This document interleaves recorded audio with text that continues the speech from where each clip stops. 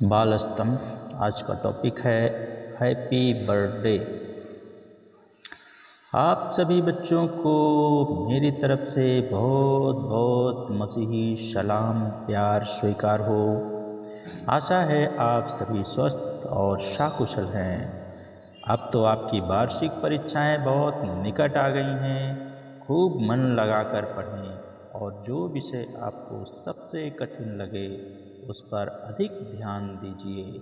समय पर सोएं, समय पर जागें और समय पर सब काम नियमानुसार करें। इससे आप स्वस्थ रहकर अधिक समय पढ़ाई कर सकेंगे। सबसे बढ़कर प्रभु यीशु मसीह से प्रार्थना करें, उसके वचन को पढ़ें और उससे बुद्धि मांगें। याकूब उसका 1:5 में लिखा है, यदि तुम में से किसी को बुद्धि की घटी हो तो परमेश्वर से मांगे, जो बिना उलाहना दिए सबको उदारता से देता है और उसको दी जाएगी। अब आप एक बालक के विषय में हम लोग पढ़ेंगे जिसका नाम है सामर्थ। सामर्थ 9 वर्षीय बालक है और वो 4ठी कक्षा में पढ़ता है। उससे बड़ी 3 बहनें और 2 भाई हैं। वह अपने 6 भाई बहनों में सबसे छोटा है। सामर्थ के माता पिता ने अन्य जाति पृष्ठभूमि से प्रभु यीशु को अपना प्रभु और उद्धारकर्ता स्वीकार किया है। उसने अपने बालकपन से ही अपने माता पिता के जीवन में प्रभु यीशु को सच्चा और विश्वास योग्य पाया और अपने परिवार में यीशु मसीह के अद्भुत आश्चर्य कर्मों को होते हुए देखा है। वो अपने माता पिता के साथ कलीसिया की आराधना में उपस्थित होता और इसके बाद संडे स्कूल में बैठकर प्रभु के वचन को सीखता है, जिसके कारण वह दिन प्रतिदिन परमेश्वर के प्रेम और बाइबल के ज्ञान में बढ़ता जा रहा है। बात है जनवरी के प्रथम सप्ताह में वो अपने स्कूल में गिर पड़ा, जिसके कारण उसके दाएं पैर में चोट लग गई। मारे दर्द के वो कराह उठा। वह एक कदम भी चलने में असमर्थ था।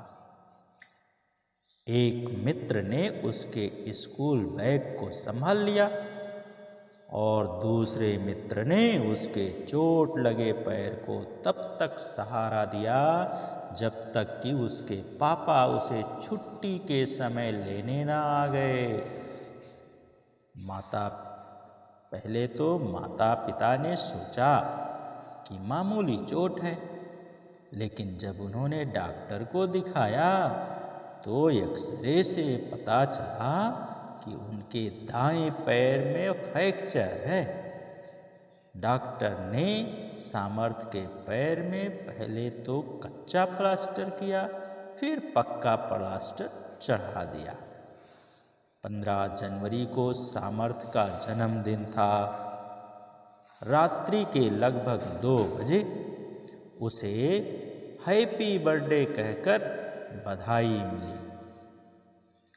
वो चौंक कर उठ बैठा और उसने अपने माता पिता से तुरंत पूछा, आप में से किसने मुझे जन्मदिन की बधाई दी है? वे आश्चर्यचकित होकर बोले, बेटे, ना तो हमने, ना तुम्हारे भाई बहन और ना ही किसी बाहरी व्यक्ति ने तुम्हें जन्मदिन की बधाई दी। इस समय तो रात के 2 बज रहे हैं और सब सो रहे हैं। इस पर सामर्थ ने तुरंत कहा, प्रभु यीशु मसीह ने मुझे जन्मदिन की बधाई दी है और वह बहुत खुश हो गया और उसने अपने पिताजी से कहा, पापा, मेरे जन्मदिन के उपलक्ष्य में मैं घर को खूब सजाना, मैं केक काटूंगा और आज रविवार है, इसलिए आप मेरी ओर से संडे स्कूल के सारे बच्चों को टॉफी बांट देना। मेरे जन्मदिन पर आप मुझे इनाम में बाइबल देना, क्योंकि संडे स्कूल में सभी बच्चों के पास बाइबल है, केवल मेरे पास नहीं है और मैं अब स्वयं ही बाइबल लेकर संडे स्कूल जाना चाहता हूँ। ये सुनकर उसके माता पिता बहुत आनंदित हुए और उन्होंने परमेश्वर को धन्यवाद दिया। सामर्थ के पिताजी ने कलीसिया के समक्ष खड़े होकर सामर्थ के विषय में गवाही दी और प्रभु को धन्यवाद दिया। संडे स्कूल की टीचर ने सामर्थ को उसके जन्मदिन के उपलक्ष्य में एक बहुत सुंदर बाइबल भेंट में दी, जिसे पाकर जयवंत आनंद से ओतप्रोत हो गया। उसे न केवल बाइबल ही भेंट में मिली, बल्कि कलर्स और रुपये भी मिले। 15 जनवरी को सामर्थ के घर पर महिला सभा भी हुई, जिसमें मैं भी सम्मिलित था और मैंने स्वयं सामर्थ को अत्यधिक आनंदित और खुश और प्रफुल्लित देखा। उसका घर रंगीन पेपर और गुब्बारों से सजा हुआ था। प्रार्थना के बाद उसने केक काटा। तब हम सब ने उसके लिए बर्थडे गीत गाकर उसको बधाई दी। इसके बाद हमने केक, नमकीन और चाय का आनंद लेते हुए सामर्थ से बातचीत की। बच्चों, इस बार बाल स्तंभ पढ़कर आप जान ही जाएंगे कि ये कोई कहानी नहीं, लेकिन एक सत्य घटना है। सच है बच्चों, हमारा प्रभु यीशु मसीह जीवित है और वह हमेशा हमारे साथ साथ रहता है। सामर्थ ने अनेक बच्चों के जन्मदिन के उत्सव को देखा और उसमें शामिल भी हुआ। उसने कभी नहीं सोचा होगा कि सबसे पहले प्रभु यीशु मसीह उसके जन्मदिन पर उसको बधाई देंगे। सामर्थ तो अभी केवल 9 वर्ष का बालक है, लेकिन आत्मा में उसने तुरंत जान लिया कि किसी और ने नहीं, केवल स्वयं यीशु मसीह ने उसे जन्मदिन की बधाई दी। मैं विचार कर रहा था कि प्रभु ने सामर्थ से अंग्रेजी में ही हैप्पी बर्थडे क्यों कहा। हिंदी में वह कह सकता था, जय सामर्थ, तुम्हें जन्मदिन मुबारक हो। शायद इसलिए सामर्थ अंग्रेजी में ही अपने जन्मदिन की बधाई सुनना चाहता था। हमारा प्रभु तो सर्वोपरि है, उसे सारी भाषाओं का ज्ञान है, वह सबके मन की बातों को जानता है, इसलिए तो उसे सर्वज्ञानी कहा जाता है।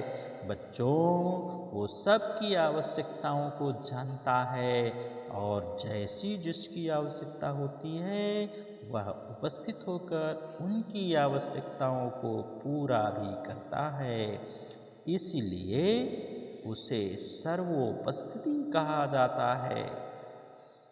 हमारा प्रभु यीशु मसीह प्रेमी है, अनुग्रहकारी है, विलंब से कोप करने वाला और अति करुणामय और विश्वास योग्य प्रभु है। प्यारे बच्चों, बाइबल धर्मशास्त्र में भी अनेक ऐसे लोग हैं जिनका नाम लेकर प्रभु ने उनसे बातें की। उनमें से एक बालक का नाम शमूएल भी है, जिसका वर्णन हम पहला शमूएल की किताब में पढ़ते हैं। शमूएल की माँ ने शमूएल को मांगकर पाया था और उसने परमेश्वर के समक्ष मन्नत मानी थी। अगर परमेश्वर उसे पुत्र देगा तो वह उसे प्रभु की सेवा हेतु सौंप देगी। और परमेश्वर ने उनकी प्रार्थना सुनकर उसे एक पुत्र दिया जिसका नाम शमूएल रखा गया। जब वह बहुत छोटा ही था तब ही उसके माता पिता ने अपनी मन्नत के अनुसार उसे परमेश्वर की सेवा के लिए परमेश्वर के भवन में ले जाकर छोड़ दिया। और बालक शमूएल भवन में रहकर परमेश्वर की सेवा टहल करने लगा। एक रात जब शमूएल यहोवा के मंदिर में, जहाँ परमेश्वर का वाचा का संदूक था, लेटा था, तब यहोवा ने शमूएल को पुकारा। उसने कहा, क्या आज्ञा? तब उसने एली के पास दौड़कर गया। क्या आज्ञा? तूने मुझे पुकारा है? वो बोला, मैंने नहीं पुकारा, फिर जा लेट जा। वह जाकर लेट गया। तब यहोवा ने फिर पुकार कर कहा, हे शमूएल। शमूएल उठकर एली के पास फिर गया और कहा, क्या आज्ञा? तूने मुझे पुकारा है? उसने कहा, मेरे बेटे, मैंने नहीं पुकारा, फिर जा लेट जा। उस समय तो शमूएल यहोवा को नहीं पहचानता था और ना तो यहोवा का वचन ही उस पर प्रकट हुआ था। फिर तीसरी बार यहोवा ने शमूएल को पुकारा और वो उठकर एली के पास गया और कहा, क्या आज्ञा? तूने मुझे पुकारा है? तब एली ने समझ लिया कि इस बालक को यहोवा ने पुकारा है। इसलिए एली ने शमूएल से कहा, जा लेट जा, और अगर वह तुझे फिर पुकारे तो तू कहना कि हे यहोवा, कह, तेरा दास सुन रहा है। तब शमूएल अपने स्थान पर जाकर लेट गया। तब यहोवा आ खड़ा हुआ और पहले की नाई पुकारा, शमूएल, शमूएल, शमूएल। शमूएल ने कहा, कह, तेरा दास सुन रहा है। बाइबल पहला शमूएल 3 अध्याय 3 से 10 पद।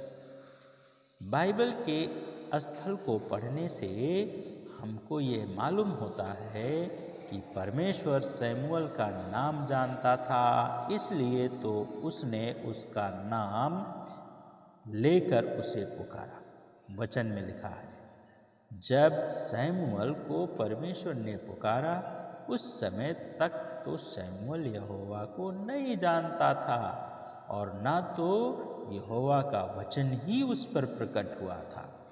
बच्चों, अवश्य ही उसके माता पिता ने उसे बताया होगा कि बेटे, तुम मांग कर पाए हुए बालक हो। हमने परमेश्वर से मन्नत में मानी थी और कि यदि वह हमें बेटा देगा तो हम उसे तेरी सेवा के लिए दे देंगे। तभी वह बिना प्रश्न किए चुपचाप परमेश्वर के भवन में सेवा करने लगा। निश्चय ही आप शमूएल के समान ना तो उम्र में कम हैं और ना ही परमेश्वर के वचन से अनभिज्ञ हैं। ये तो परमेश्वर का अनुग्रह है कि आज आपके पास बाइबल है। उससे ऐसे माता पिता हैं जिन्होंने बचपन से वचन की शिक्षा दी। इसी के साथ आपकी भाषा में कहानी के माध्यम से आप तक परमेश्वर का वचन पहुंचाया जाता है। आज आपका क्या हाल है? बच्चों, इस बार आप प्रार्थना कीजिए। जो परीक्षा चल रही है, कुछ की हो रही है, कुछ की शुरू होगी, हे प्रभु यीशु, जिस प्रकार आपने सामर्थ के जन्मदिन पर उसे हैप्पी बर्थडे कहकर बधाई दी, उसी प्रकार मेरे जन्मदिन पर भी आप ही सर्वप्रथम बधाई दीजिए। निश्चय ही प्रभु यीशु आपकी प्रार्थना सुनेंगे और आपकी इच्छा को भी पूर्ण करेगा। वचन में लिखा है, परख कर देखो कि यहोवा कैसा भला है। हाँ, आपको विश्वास से मांगना है, क्योंकि लिखा है, विश्वास बिना उसे खुश करना अनहोना है। क्योंकि परमेश्वर के पास आने वाले को विश्वास करना चाहिए कि वो है और अपने खोजने वालों को प्रतिफल देता है। प्रभु यीशु आपको आशीष दे और आपके मन की इच्छा को पूरा करे। आइए हम प्रार्थना करें। प्रभु यीशु, धन्यवाद आज का दिन के लिए, इस समय के लिए जो आपने दिया। इस कहानी के द्वारा आप बच्चों से बातें करें जिनकी परीक्षाएं चल रही हैं। प्रभु आपने बुद्धि से, ज्ञान से परिपूर्ण कीजिए ताकि वो अच्छे से एग्ज़ाम अपना लिख सकें। और जिन बच्चों की अभी शुरू होंगी उनकी भी आप सहायता कीजिए ताकि वो भी अपना एग्ज़ाम अच्छा से दे सकें और अच्छे नंबरों से पास होकर आपकी महिमा कर सकें। और सामर्थ्य के समान सभी बच्चों को से आप बातें करें, उनके जन्मदिन की बधाई आप उनको दें और उनकी सहायता करें। धन्यवाद के साथ प्रार्थना यीशु के नाम से मांगते हैं, आमीन।